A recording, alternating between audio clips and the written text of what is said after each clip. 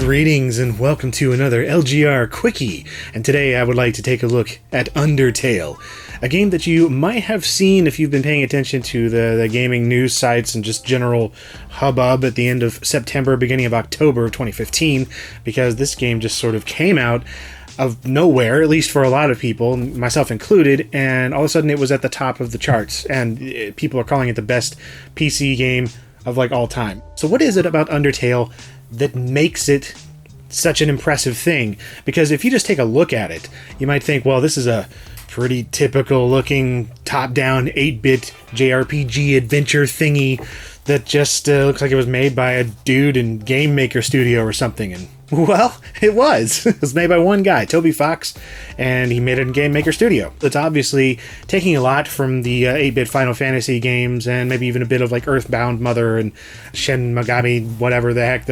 I don't play any of those, so this really didn't interest me at the beginning.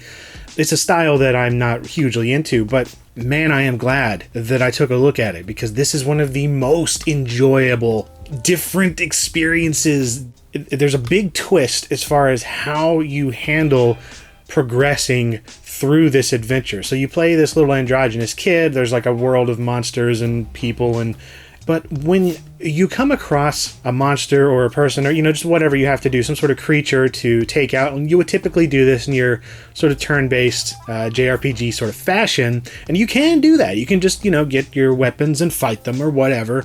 But there's an option that lets you do something different, and that is addressing every confrontation through socializing. It's a wonderful thing, and I highly recommend playing through the game like that. And I just like games that allow pacifist runs like this anyway, but this is done in such a way that I have just never seen before. I've seen little bits and pieces of it, maybe touched on in other games, but never as explicitly as this one, and it really makes you think about what you're doing every single time you do anything. So you can come across a ghost, for instance, that was really depressed, and you could just stab it, but you could also talk to the ghost and see why it's feeling bad, and maybe encourage it and console the ghost and make it feel a little better, cheer it up. And there's a blob you'll come across, and the blob is kind of flirtatious, and you can wiggle kind of sexily, and the blob will be like, ooh yeah, and it'll just it'll think you're its mate or something, and you can let the blob go, and no harm will be done. You can progress in the game, and nobody is killed. When you are killing things, the game is just like, oh man, you're awful. And when you are doing all these other things, it makes you question that too. It's just like, well, why are you rolling over so easily? Why are you not fighting? I mean, come on, what kind of horrible adventurer are you?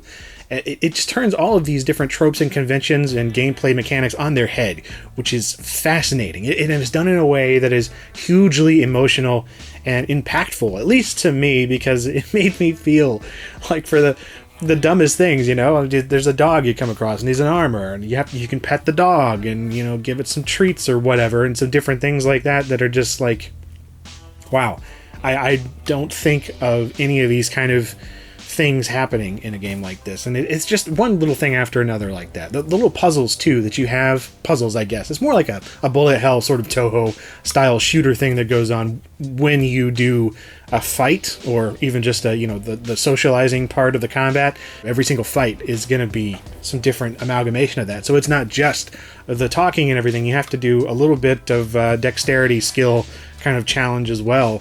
You never know what's going to come at you. It's just one of those games that it absolutely kept me engaged through its sheer lack of fear of doing things differently, and then just experimenting with it, but not in a way that's so experimental that it turns you off to it. It's in a very welcoming, inviting, and friendly, wonderful kind of campy way. And it only costs $10. I completely recommend it. Some people are saying it's the game of the year.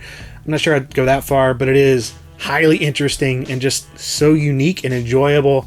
I cannot help but recommend it entirely. So check out Undertale if you get a chance. It's awesome. Huge shout out and thank you to Andy for sending me a copy of this on Steam. That was awesome of you, so thanks, dude, very much. Also, just thank you very much for watching my videos, and hopefully if you like this one, maybe you'd like to catch some of my others. I've got a couple linked here at the end you can click on, or just subscribe if you'd like to see more in the future. And there's always Twitter and Facebook and Patreon if you'd like to do those kind of other things on the internets. And as always, thank you very much for watching once again.